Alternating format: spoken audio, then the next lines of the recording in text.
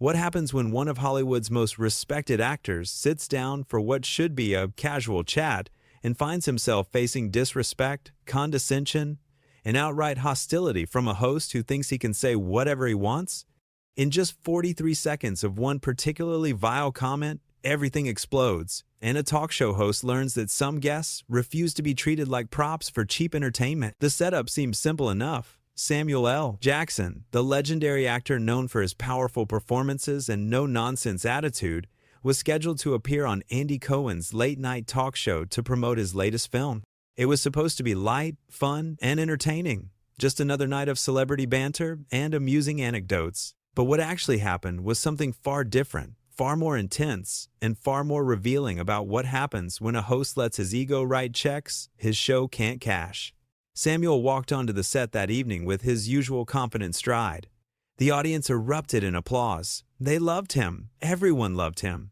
He was a Hollywood icon, someone who had earned every ounce of respect through decades of incredible work. He sat down across from Andy Cohen, smiled at the crowd, and settled into his chair, ready for what he assumed would be a straightforward interview. Andy started off seemingly normal. "Samuel L. Jackson, welcome to the show," he said with that practiced television smile. "Great to have you here." "Good to be here," Samuel replied, keeping it simple and professional. But there was something in Andy's tone from the very beginning, something a little too casual, a little too familiar, like he thought having Samuel on his show meant they were old buddies instead of a professional guest and host relationship. That subtle arrogance was there from the first question. "So, let's talk about your new movie," Andy said, leaning back in his chair like he owned not just the stage, but Samuel's time too. "I watched it last night. I have to say, it's very different from your usual stuff." The way he said different carried weight. Not good different, not interesting different, just different, with a slight curl of the lip that suggested he didn't think much of it. Samuel kept his composure. "Different how?" he asked, giving Andy a chance to clarify, to maybe walk back whatever judgment was hiding behind that word. "Well, you know," Andy said, waving his hand dismissively. "It's not exactly Pulp Fiction, is it? I mean, that was real cinema. This new one feels a bit made for streaming, if you know what I mean." The audience went quiet. You could feel the tension immediately. Here was Andy Cohen, on his own show, insulting his guest's work within the first 2 minutes of the interview. Samuel's jaw tightened slightly, but he maintained his professionalism. "Made for streaming?" Samuel repeated, his voice calm but with an edge. "It's a theatrical release. It's been in theaters for 2 weeks." Andy shrugged, actually shrugged, like facts didn't matter. "Sure, but you know what I mean. It's not the kind of movie that gets people talking at parties. It's more like background noise, right?" Samuel stared at him for a long moment. The audience was dead silent now. Everyone watching could feel what was building. This wasn't playful ribbing between friends. This was a host being openly disrespectful to a guest who had shown up in good faith to promote his work. "Background noise," Samuel said slowly, letting the words hang in the air. "That's what you think of the film I spent 6 months making?" Andy seemed to realize he'd stepped in it, but instead of backing down gracefully, he doubled down. "Hey, I'm just being honest here. That's what people love about this show, right? I tell it like it is. I don't blow smoke. If a movie is just okay, I'm gonna say it's just okay." "Nobody asked you to blow smoke," Samuel replied, his voice steady but harder now. "But there's a difference between honesty and disrespect. You invited me here to talk about my work, and the first thing you do is call it background noise?" Andy laughed, actually laughed, like Samuel's legitimate grievance was amusing. "Come on, don't be so sensitive. We're just having a conversation. You've been in the business long enough to handle a little criticism, haven't you?"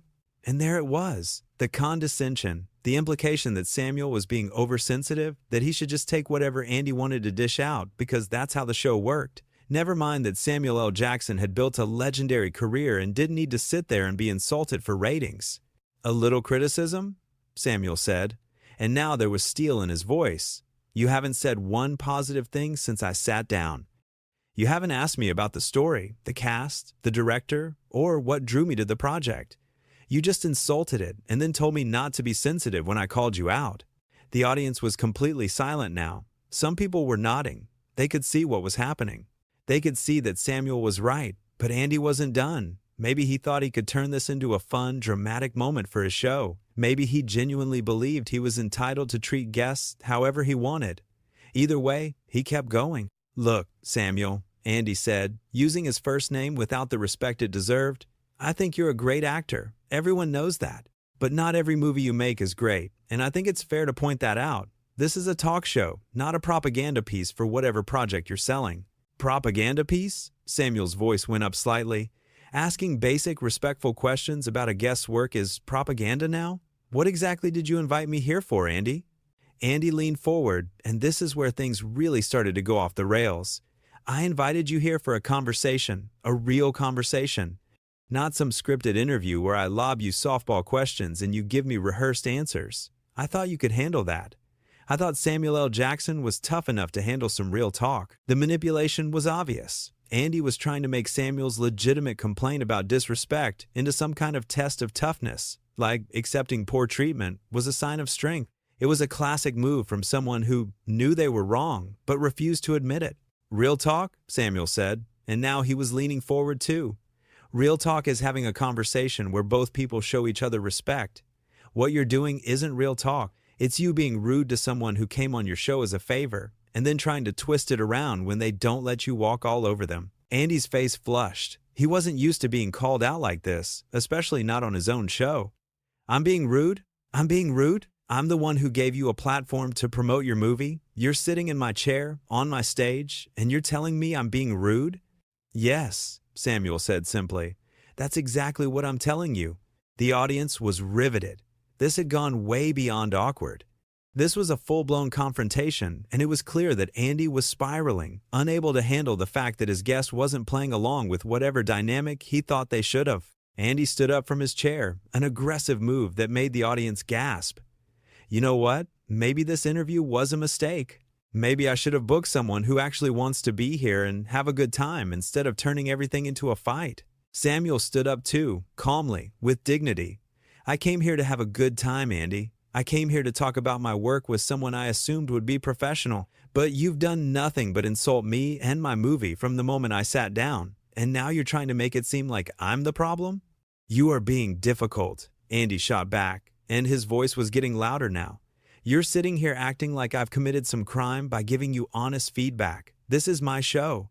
I run it the way I want to run it, and if you don't like it, you can leave.